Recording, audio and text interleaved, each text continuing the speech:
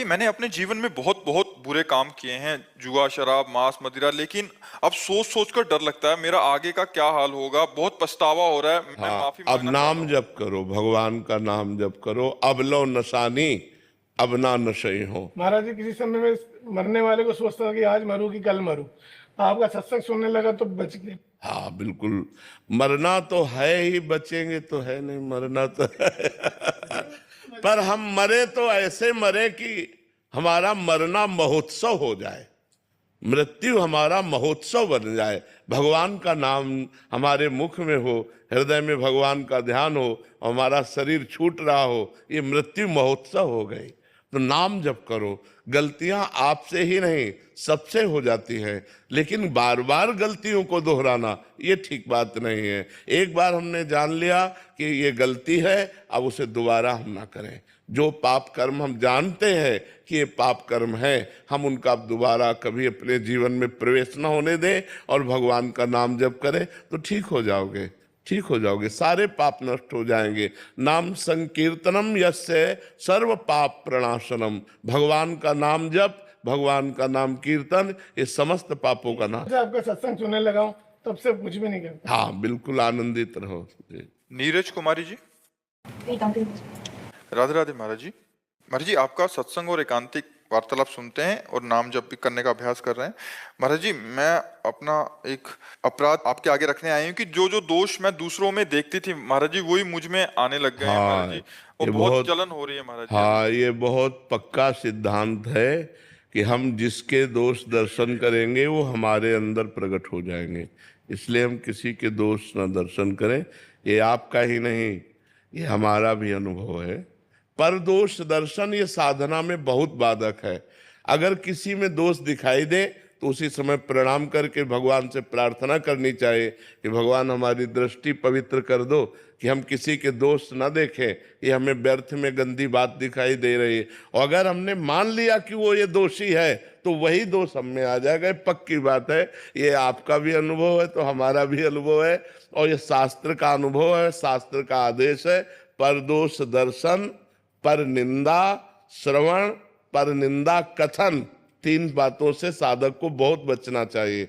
दूसरे की निंदा ना करे, दूसरे की निंदा ना सुने, और दूसरे के दोष दर्शन न करे। अब जो हो गया उसमें सुधार कैसे? नाम जप करो, नाम जप करो, और जहां जहां जिस व्यक्ति पर दोष दर्शन वृत्ति जाए उसे प्रणाम करो तो ठीक हो जाएगा, फिर ठीक हो जाएगा। जैसे मुझे भी पता है कि हर जीव में भगवान का वास है, ये पता है मुझे, लेकिन फिर भी वो चीज मैं देख नहीं पाती हूँ।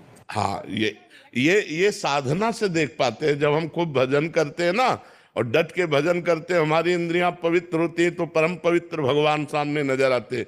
अभी हम त्रिगुण के अंतर्गत हैं। जब त्रिगुणातीत हमारी दृष्टि होगी तो इन्हीं में सब में भगवान विराजमान है, कोई बाहर नहीं है। सबके हृदय मंदिर में, मानव में ही भगवान नारायण हरि विराजमान है, कहीं दूर नहीं। सिय राम में सब जग जानी। पर ये स्थिति आती है भजन से। जब हम डट के भजन करेंगे तब ये स्थिति आएगी। अभिलाष भट्ट जी, श्री हरिवंश, राधे राधे। राधे राधे महाराज जी। श्री हरिवंश महाराज जी, आपके चरणों में कोटि कोटि प्रणाम। महाराज जी, कई धर्म शास्त्रों में ये कहा गया है कि मानव सेवा ईश्वर सेवा है। हम सभी के लिए क्या मार्गदर्शन रहेगा आपका कि ईश्वर की सेवा प्रथम रूप से करें कि मानव सेवा प्रथम रूप से करें? बात सत्य है कि ईश्वर के सिवा कुछ नहीं है। मत्तः परतरम नान्यत किंचिदस्ति धनंजय। भगवान श्री कृष्ण कह रहे हैं, हे अर्जुन, मेरे सिवा कुछ नहीं है। वेद कहता है, सर्वम खलमिदम ब्रह्म नेह नानास्ति किंचन। ब्रह्म के सिवा कोई दूसरा नहीं है।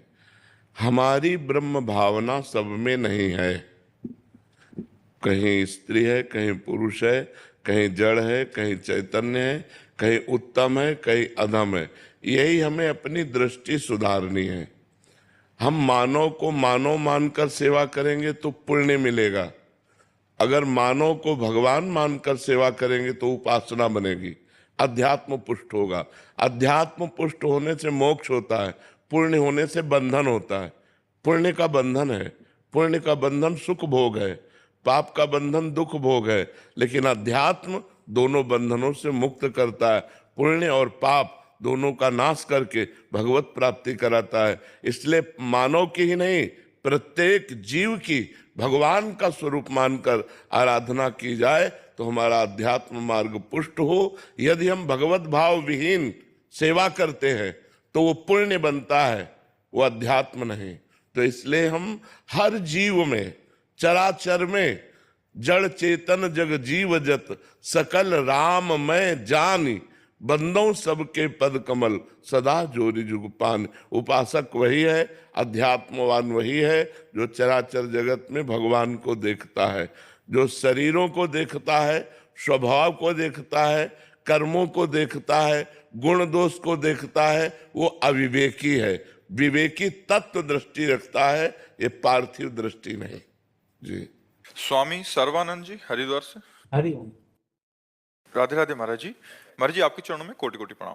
महाराज जी मैं अध्यात्म पथ का एक पथिक साधक हूँ, आत्मज्ञान व कल्याण हेतु प्रयासरत हूँ। महाराज जी मेरा प्रश्न है कि ईश्वर नित्य अविनाशी सर्वव्यापी है, तो ईश्वर द्वारा की गई लीलाएं भी नित्य होनी चाहिए। लीलाएं आज के संदर्भ में किस रूप में हो रही हैं तथा ईश्वर इन लीलाओं द्वारा हमारे जीवन के सत्य का ज्ञान हमें किस प्रकार कर रहा है? जब तक हम जड़ शरीर में आसक्त है तब तक हमारे अंदर दिव्य नेत्र प्रकट नहीं होंगे। हमारे 3 नेत्र हैं। ये जो 2 नेत्र हैं ये केवल पार्थिव त्रिगुणात्मिका माया के द्वारा रचे हुए दृश्य को देख सकते हैं। बुद्धि में जो ज्ञान नेत्र होते हैं उनसे आत्म स्वरूप का साक्षात्कार होता है, और मन में जो प्रेम नेत्र होते हैं उनसे भगवान की दिव्य लीलाओं का दर्शन होता है।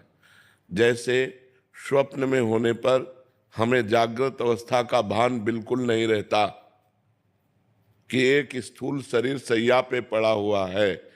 जागृत जगत का विस्मरण स्वप्न में जैसे हो जाता है, ऐसे जागृत में मोहाविष्ट होने के कारण दिव्यता का विस्मरण है। दिव्यता अपरिहित है, हमें कहीं नहीं दिखाई दे रही, और वो यहीं हो रही है। जैसे वृंदावन धाम है, दिव्य लीला क्षेत्र है, यहाँ भगवान की दिव्य लीला हो रही, पर ना वो हमारे अंदर ज्ञान है, ना हमारे अंदर दृष्टि है जिससे हमका वो अनुभव हो। जैसे विज्ञान के द्वारा पार्थिव शरीर के ढांचे का एक्सरा हो सकता है, सूक्ष्म शरीर का नहीं। आज तक कितना भी बढ़ गया हो विज्ञान, कि मन का एक्सरा कर लो, कि बुद्धि का, कि चित्त का, कि अहम का, इसका नहीं हो सकता। ऐसे ही हमारे जो यंत्र मन बुद्धि चित्त है, सूक्ष्म शरीर है, वो माया ग्रसित है, वो मलिन है। इसलिए भगवान की दिव्य लीला जो शाश्वत है, नित्य है, निरंतर है, वो हमें अनुभव में नहीं आ रही।